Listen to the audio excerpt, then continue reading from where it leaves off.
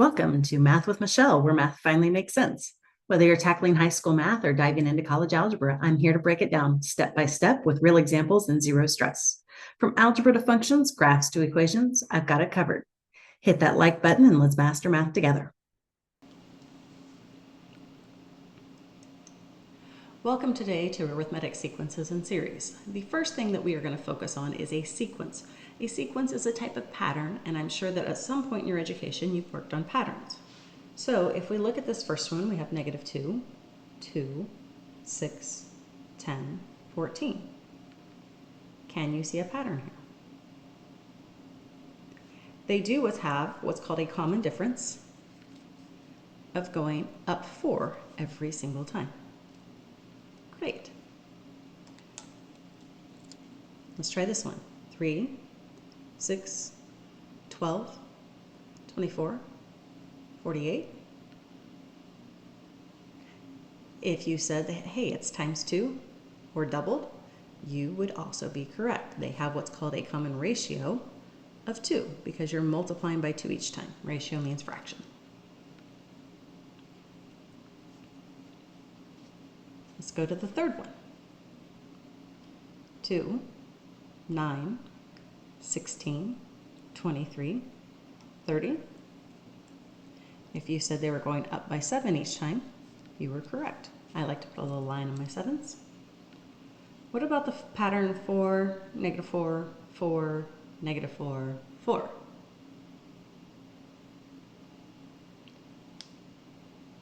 This actually has another multiplying pattern. It is being multiplied by -1.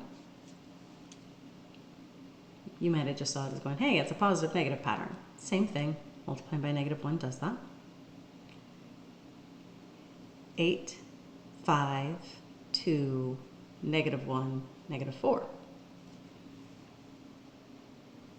If you said that these are going down 3 each time, you would be correct.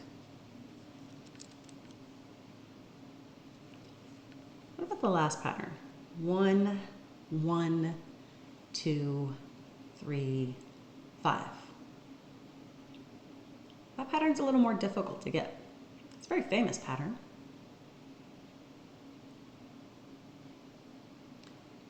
So this one, if you didn't notice,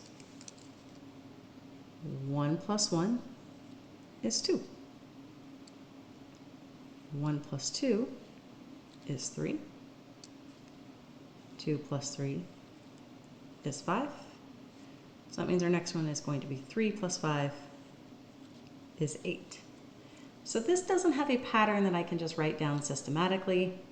Technically, it is a sub n minus 2 plus a sub n minus 1 equals a sub n. Wow, that's a lot of words.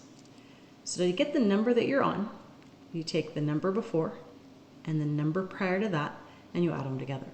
So the subscripts here are fancy notation telling you which one you're on. So let's say n is 3.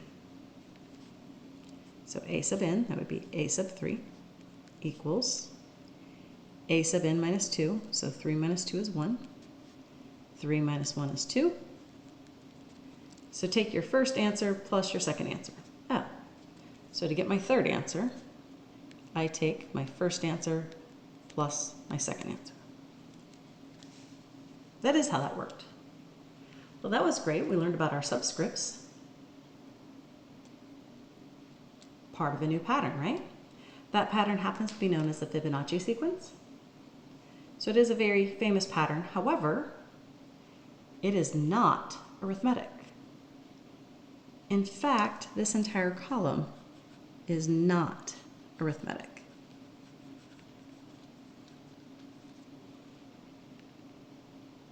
However, this column is arithmetic.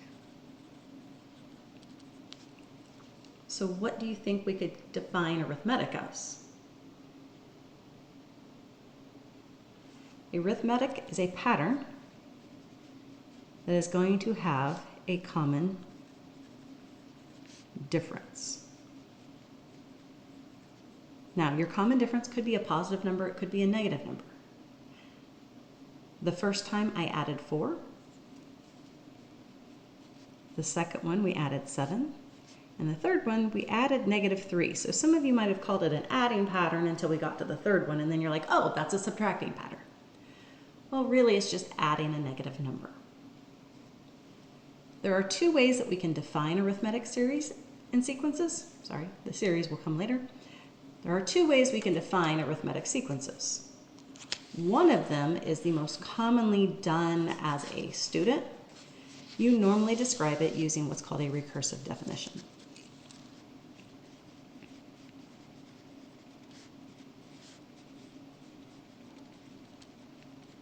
Okay, the recursive definition does show up on your EOC formula sheet if you're in Missouri. However, it is not written the same way I'm going to write it.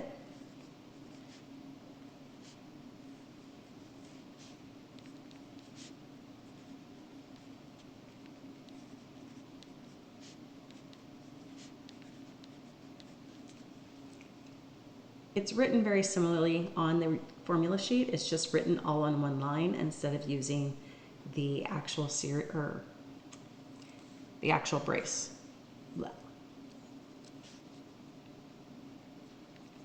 So what does this tell us here? Because this looks kind of funky, right? So let's just go ahead and try this out. A sub 1, A sub 2, A sub 3, A sub 4, A sub 5. We'll just do 5 of them. So right here, my n value is 1. Well, if n equals 1, I'm supposed to write 14 down. Okay, 2. Well, 2 is bigger than 1. So that's going to be a subscript 2 minus 1 plus 3. What is 2 minus 1? It's 1. Okay. Refocus there. Take a sub 1 and add 3. Well, 14 plus 3 is 17. Next, a sub n minus 1 plus 3. Well, 3 minus 1 is 2 plus 3. A sub 2 was 17. So a sub 3 is going to be 17 plus 3, which is 20. Do we need to do 4 and 5? You guessed that we were just going to take 20 and add 3. You were correct, because 4 minus 1 is 3. So really, a subscript n minus 1 is kind of like saying your last number. Take your last number and add 3. Well, we have to have a starting point before we can do that, and that's why they give us the n equals 1. So we have 14, 17, 20, 23, and it continues past there. Again, this is a recursive definition. Great. So what would the 130th number be in this pattern?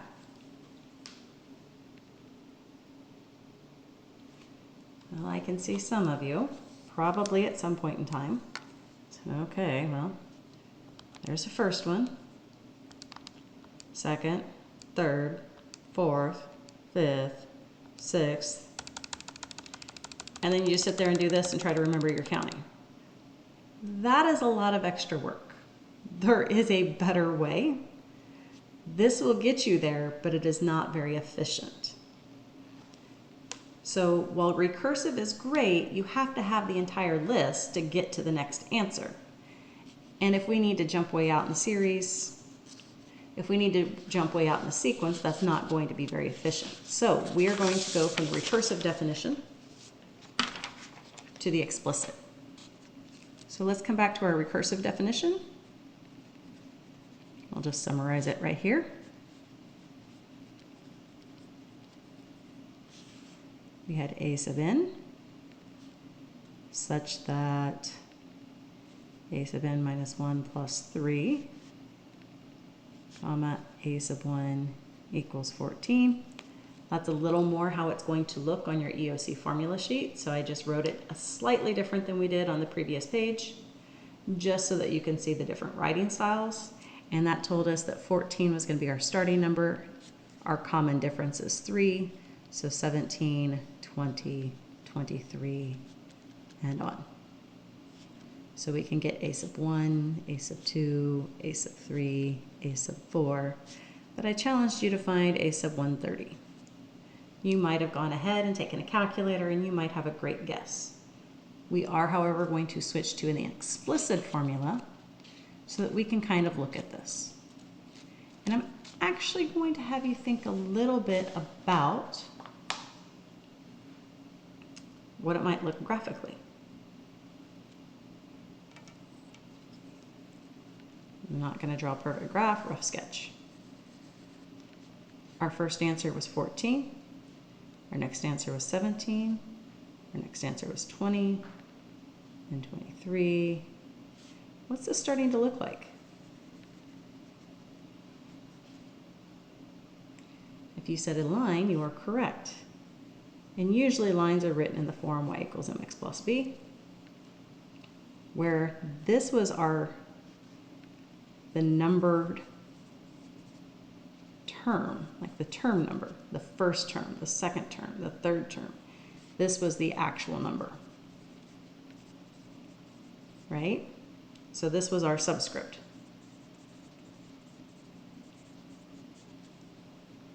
So we're going to go ahead and change that into our slope-intercept form.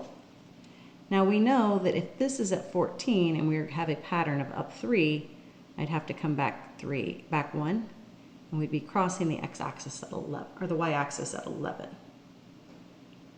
So a sub n, our slope is 3. Let's check if that works.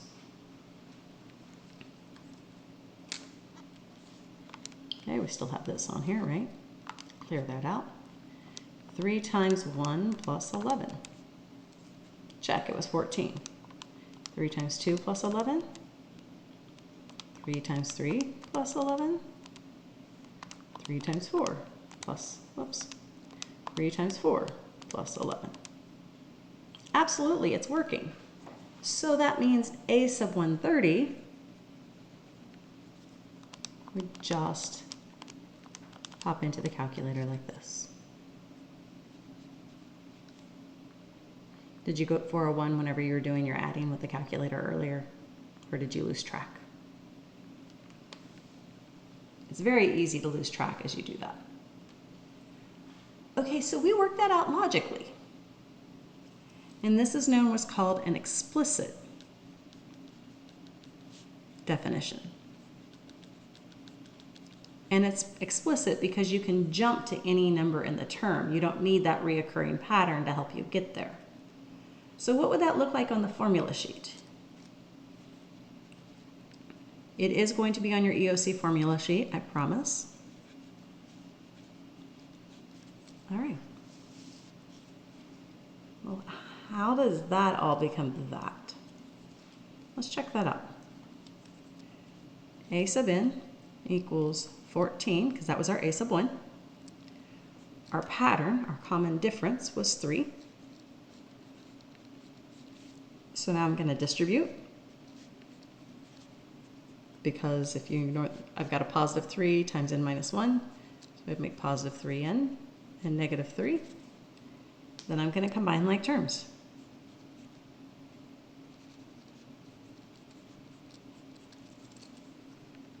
Hey, check, that's the same thing.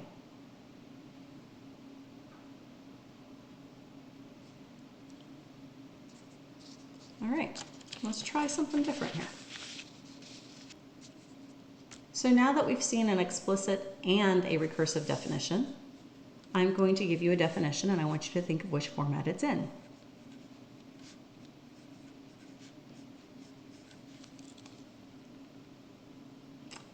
If you said explicit, you are correct because there's no subscript n minus 1 being part of this. So we don't have to go to our last answer to get the next. N is not a subscript, it's a full-size variable. So therefore, this is explicit. Now that you know that, could you get the first 4 terms? Remember, the first term is when n is 1. This would be when n is 2, n is 3, and n is 4. For those of you who like your calculator, you'll notice I always utilize parentheses when I substitute. We get 7, 4. Some of you at this point might have noticed the common difference already and not need to type it in.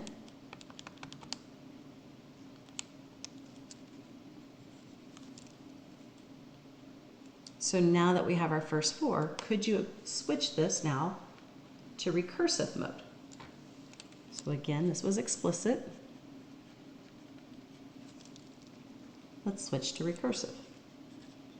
And I do not care whether you utilize the brace or whether you utilize the format that our Algebra 2 EOC and Algebra 1 EOC have for their formula sheet in the state of Missouri. So what is our first number? Our first answer is 7. And to get the next number, what would we do? We'd take our last answer and we'd add a -3, which means we are subtracting 3. When you write these, be sure that you can tell the difference between a subscript and a normal number. That is the biggest issue when writing definitions, is making sure that your handwriting does not confuse you. Great, now that we know what sequences are, what is a series?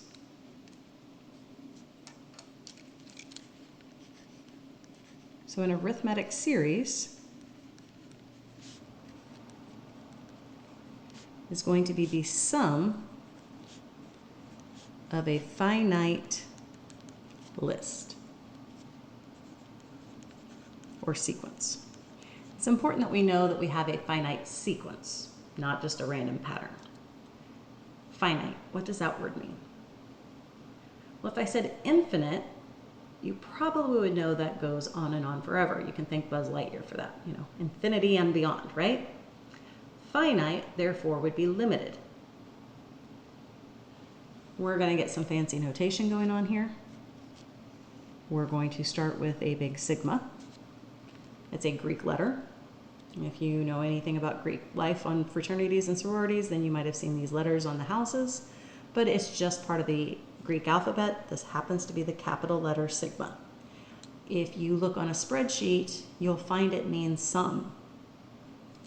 Hence, sum. N equals 1 to 6. Okay, so we're going to be adding a sequence of 6 numbers.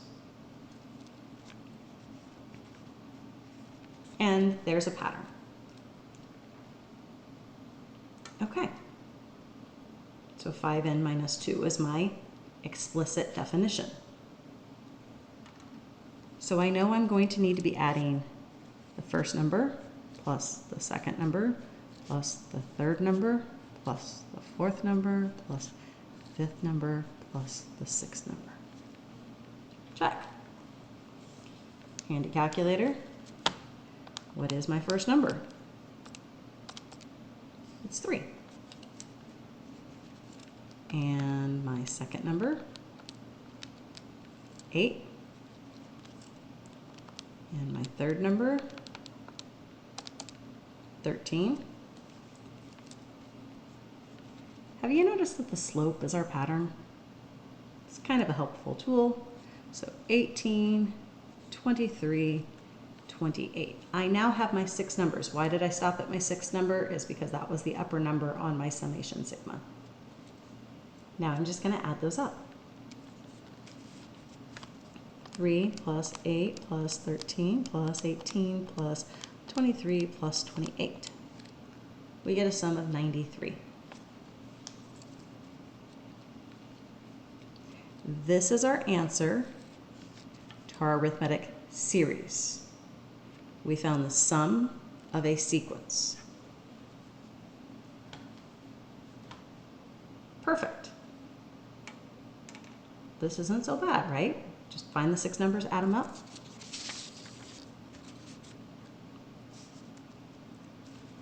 Now that we know what an arithmetic series is, let's go ahead and find the answer to this particular arithmetic series.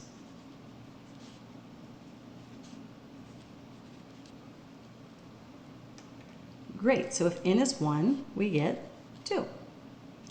If n is 2, if n is 3, if n is 4, so on and so forth, right? Until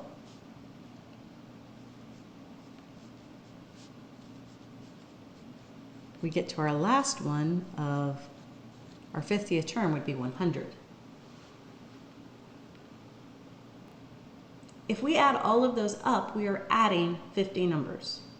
That's a bit ridiculous. What if we tried this? 100 plus 98 plus 96 plus 94 plus 8 plus 6 plus 4 plus 2. Would adding the green be any better?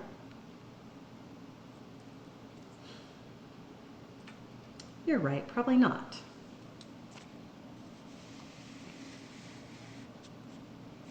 Two and 100 make 102. 4 and 98 make 102. 6 and 96 make 102. That makes 102. That makes 102. And 102. And 102. 102. How would you feel about adding those blue numbers? Would you add them? Or would you just go, there's 50 102s? I would just say there's 50 102s. Hey, that adds to 5,100. Part of that being the pink and part of that being the green. And the green and the pink were the same numbers, just one was forward and one was backwards, so shouldn't they split this sum evenly? In fact, they do.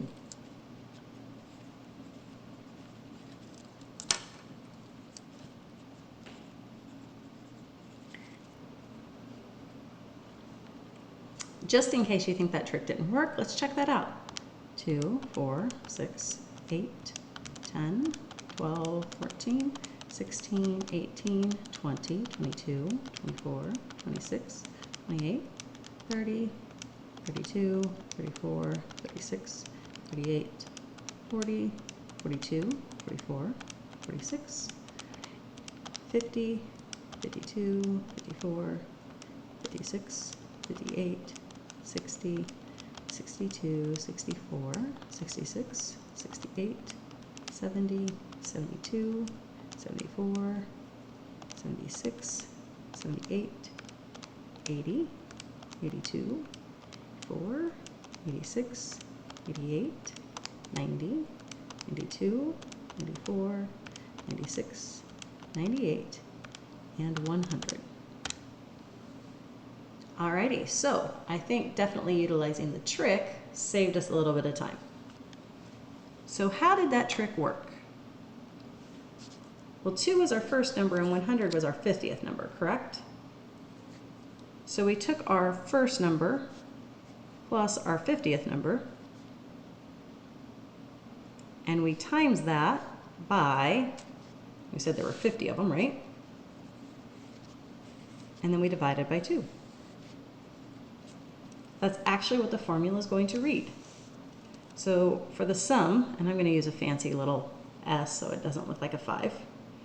For the sum of our series, we took the number of terms times the first term plus the last term divided by 2.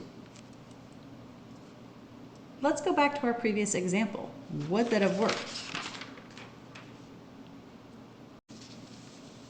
Okay, so there were 6 numbers, right?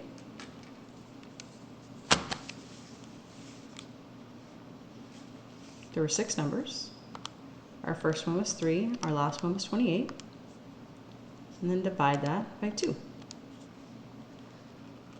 Absolutely it worked. Okay, so remember in series, you need to find the sum of your sequence. Your sequence is an adding pattern. If it is not an adding pattern, this little trick will not work. It only works for adding patterns. For the Missouri students, it is not on the formula sheet. So if you come into it on something that you don't have access to your note card or something, then you're gonna just have to add it by hand unless you actually have the formula memorized. Otherwise, keep trying. Have a great day. Thanks for learning with me here on Math with Michelle. If this helped, give it a like and don't forget to subscribe for more clear and simple math lessons. Got a question or topic you want me to cover? Drop it in the comments. Until next time, keep practicing, stay curious, and remember, you've got this.